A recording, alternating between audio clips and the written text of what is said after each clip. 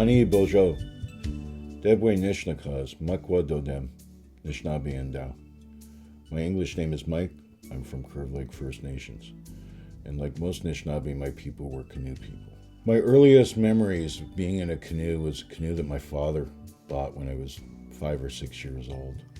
And my father and I would take that canoe and we would go off on day trips.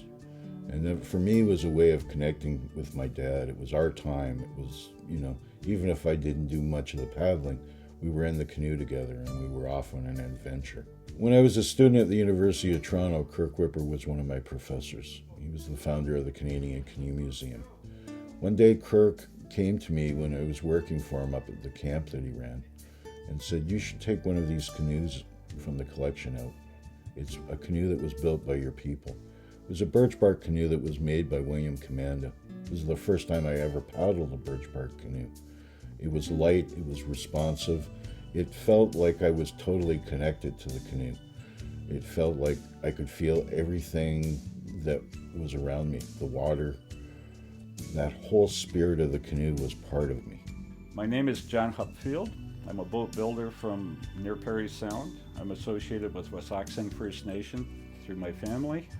I've been building and repairing, restoring boats for 25 odd years. A few years ago on a contract with Fort Severn First Nation, we were restoring their freighter canoes. So if you put these boats back in the water, these people can then use them. They can go upriver, they can go out in the bay, they can go along the shore, they can use it for trapping, for hunting.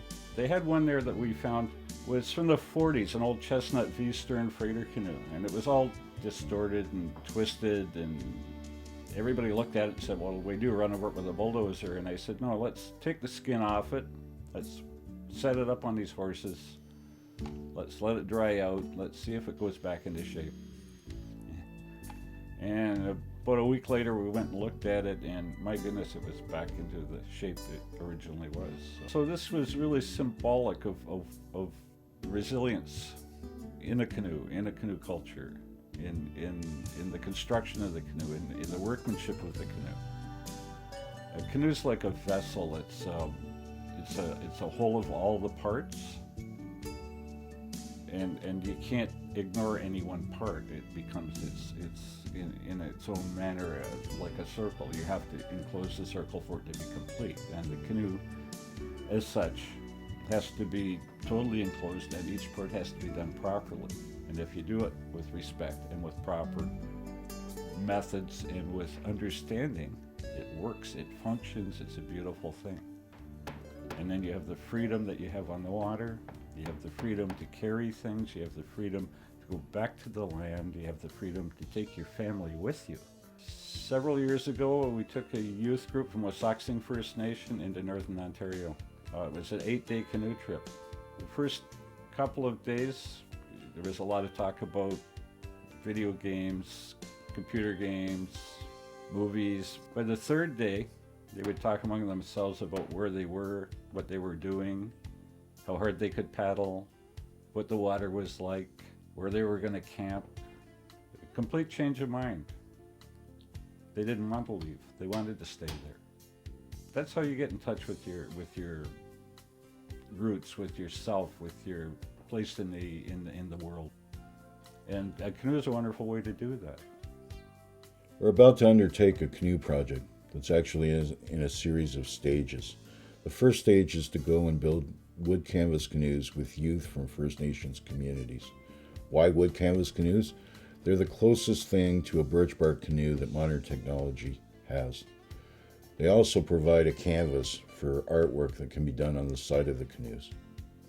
The second stage of the canoe project is to take the canoes that we've built, take them on a canoe journey, taking the youth that have built those canoes from the First Nations communities on a journey that would go up along Georgian Bay, ending up on Manitoulin Island, which was a traditional gathering place for the Anishinaabe.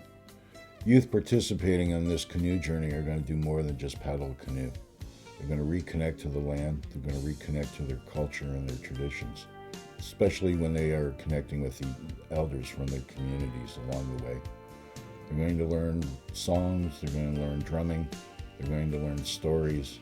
Another goal of the canoe project is to include birch bark canoe building. This is a technology that Anishinaabe people have had for thousands of years and will further reconnect the youth involved with their culture and their traditions. It is our hope to include Anishinaabe Moen in the building process.